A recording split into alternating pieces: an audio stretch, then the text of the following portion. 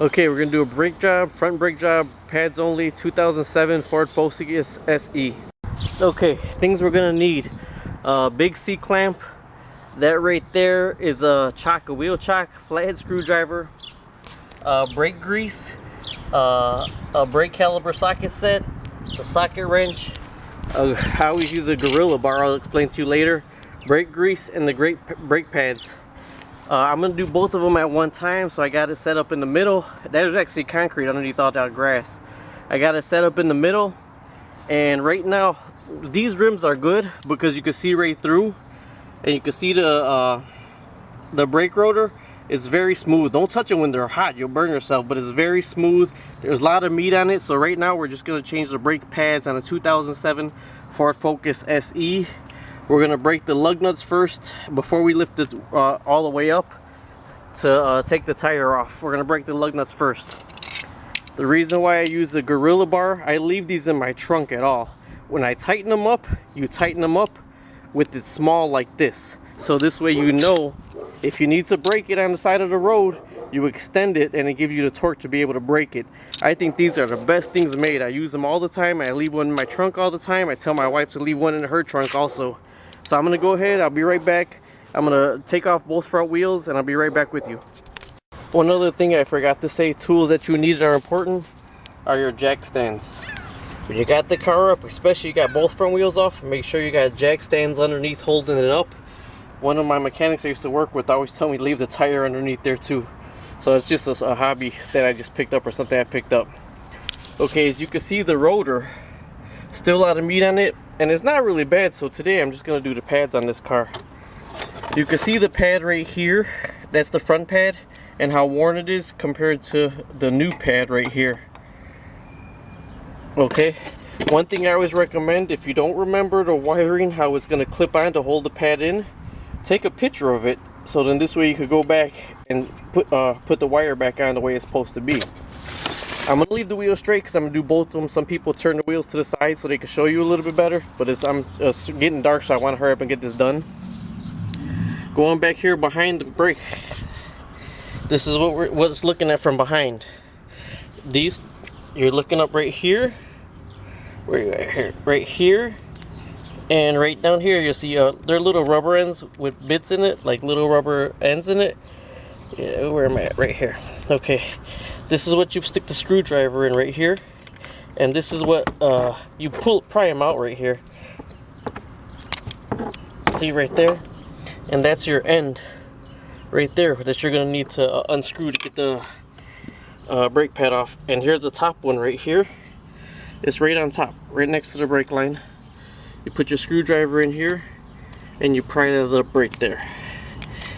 Okay, you get that out. Don't lose those because it stops it from rotting out. You see right there?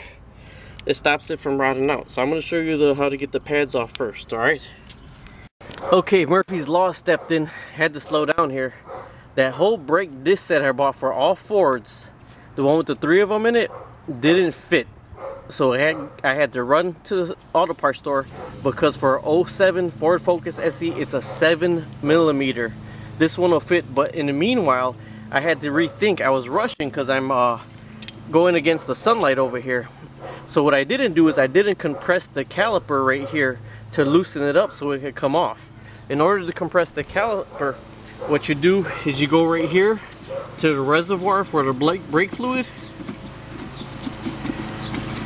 Loosen this up. You don't gotta take it all the way. Loosen it up so when you compress the caliper, the fluid could go back. And then you put your C clamp, your big C clamp. You put it on right in here on the pad and on the back in order for it to compress it. And all you need to do is compress it a little bit so you can slide the pads off. I'm opening up my C clamp right now.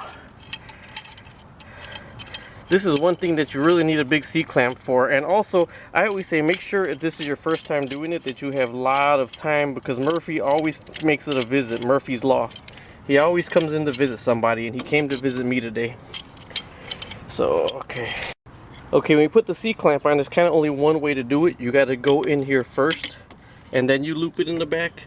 But go on the bottom, don't go in on the top. Make sure that it's all clear back there, that you're not going to be compressing anything back there other than the clamp itself. I'm going to torque this down about 3 times just to give me some room here. Okay, it's torqued down about 3 times, and right in here you're going to see yourself, you just get a little bit of room. All you need is that little bit. Alright, so that's already torqued down. Okay, so you put the 7mm in. Remember we pried off the things? Put the 7mm in there, and it shouldn't be, I mean, you should just have to barely lightly hit it. You don't need this bogged down, torqued down a lot. Just barely lightly hit it, and then you got to loosen the top one and the bottom one. The other one is down here, all the way at the bottom also. Try and hold the, oh, sorry about that, people. All the way at the bottom also. The top one's up there, the bottom one's right here. Let me try to get it in there, see if I can do it with one hand. See, with one hand I was able to get it loose. And then you gotta just loosen it all the way up, top and bottom. Okay, now if you wiggle it and you feel it loose, that's when you know it's taken out. These won't come all the way out. You think you're gonna take them all the way out. They won't come all the way out, but then it's held on right here by the spring clip. Remember I said take a picture of this so you can know how this looks when you take it off, because you're gonna need to take this off in order for the top to come out. Now this is one of the things you could use your screwdriver for. Put it underneath here. Don't scratch your caliper. Pry that off, and then you pry the bottom one off. Then when you pry them off, then you can pull it out. And as you see, this front pad's gonna stay attached to the mount. The back one's gonna come off. Don't leave it hang. I always try to put it up here. Don't leave it hang. Here's the front brake pad. It's still attached, and the back one is attached in here. But what I want to show you, since I have that off, is the mounting studs. You see there's just a bracket right here. This bracket right here, let me take this off. This bracket is really the only thing that holds the rotor on. Sometimes they'll be screwed on with a nut right here, but on this model it's just held on by a bracket. And actually on the bracket, if you look in the back, there's mounting screws. There is 2 screws that holds this bracket in place, and these are the ones you got to take off if you want to do the rotor.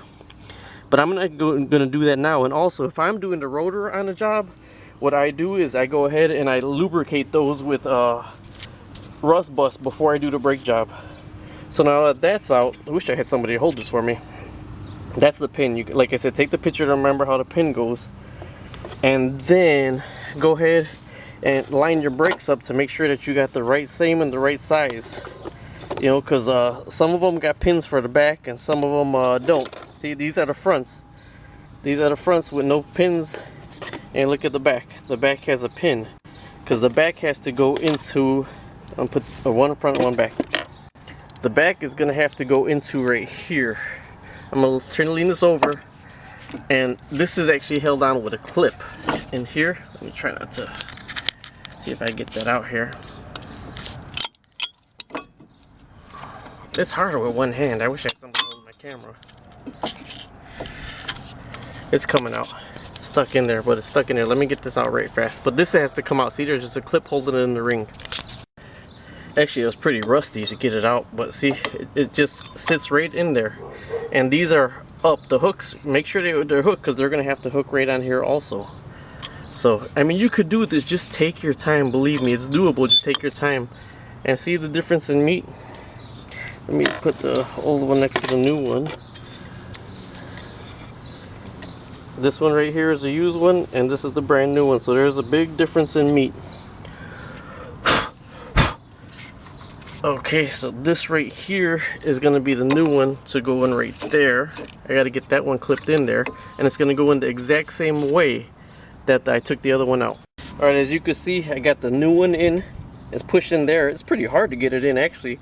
And then the new one is right here. But what I'm going to do is I got some brake grease, and I always lubricate in here, in here, in here, in here, and then on the back of the new pad, where those 2 dots are, I always put brake grease right there. So I'm going to go ahead and put some brake grease on that right now. There I go, rushing again. One other thing I do before I do all that and put the brake grease on is I be sure I clean the rotors, because it's the last thing you want. You have greasy hands. So I just give a good coat and clean them and clean the rotors off. It dries really fast, because if you got greasy hands and you touch that, that's the last thing you want on your brake pads. Okay, then I'm gonna put the brake grease on now. Okay, there it is all back together right now. This right here, the top one's gonna be easy on. The bottom one is gonna be a lot tighter to get on, snug to get on. Make sure these are in there really good, and then you're gonna need the screwdriver to pry this to come around here. The trouble I encountered was this right here. When I tightened it up with the C-clamp earlier, this right here was still out. So since the new pads were so much thicker, the caliper wouldn't go on. So I had to take out the new brake pad and put the old one back on, and then just squeeze the old brake pad against the back to get the piston to go all the way back in again. I just put the old brake pad back in, put the C-clamp, and squeeze more to make room for all the big new brake pads. So I'm going to clip this on right here with the screwdriver right now. Clip that on right there, and then you got to finagle the screws back in. Okay, it's back in. Got the bottom one back in and the top one back in. Now you don't want to bog these down completely tight. Get in where you could hand tight it, and then maybe 3 or 4 hits with your hand, nice and snug, and then that's good enough. You don't got to bog these down, because you'll never be able to get them back out. The bottom one went in pretty easy. The top one, I had to kind of hit on the top of the caliper now and then, jiggle it back and forth a little bit in order to get the top one in. But like I said, you could actually look underneath there when you're putting them in to see where the screws are, to see if the screws are kind of lining up. Okay, so I'm gonna go and tighten these up, and that's about it. One other thing, if you got brand new rotors and you're gonna take off that mounting nut, the mounting nuts, before you put your new rotors on, like I cleaned this with brake clean, make sure you clean your new rotors, because they coat the new rotors so they don't rust while they're in storage. So just make sure you clean those really good, because if you get that on top of your brake pads, you ain't really going to be stopping. Now I'm going to do the other side here, but after this is on and after that's snug, that's pretty much done. But before I put the car down, before I go anywhere, I got to tighten this back up right here. I'm gonna leave it off right now because I'm gonna do the other side. But tighten this back up, and then pump your brakes. Just keep pumping them and pumping them like about 5 or 6 times to get them really snug again, and then you should be pretty good to go. I always do tips, tricks. You know, I'm a do-it-yourselfer, not certified mechanic, but I want people to know you can do it yourself. Just go ahead and give it a try. Bye bye. One trick about compressing it is, if you look in here with the new pads, where is it at? Right here. This is the cylinder compressing, the piston compressing. With the new pads, this right here, I didn't realize how old my pads were. You almost want that kind of almost flush. I did it 3 times. Last time it was almost nearly not enough. So compress it. You'll see this piston going in. Compress it where it's not flush, but you'll give yourself a lot of room there. Now look at the difference here. I can stick my finger in here as opposed to last time when I did it, and there was like just a little bit of gap. I didn't realize how much meat I was losing on the pads, but I can stick my finger in there. That's how much it was able to compress. Okay, there you go. It's all buttoned up. It's done. I got to tighten up the wheel studs. The lug nuts, I got to tighten them up when it's down, but they're pretty much snug on there. And then also, don't forget to screw this back on pretty snug. But not only screw it back on pretty snug, don't forget to pump your brakes before you even drive anywhere, because right now your pistons are in the in position, so you got to pump your brakes to get them back in the out position. Hope it helped. Go ahead and cross-reference. I always say cross-reference, cross-reference, cross-reference. This is a 2007 Ford Focus SE. Hope it helped you out, gave you some tips or tricks. Thank you. Bye-bye.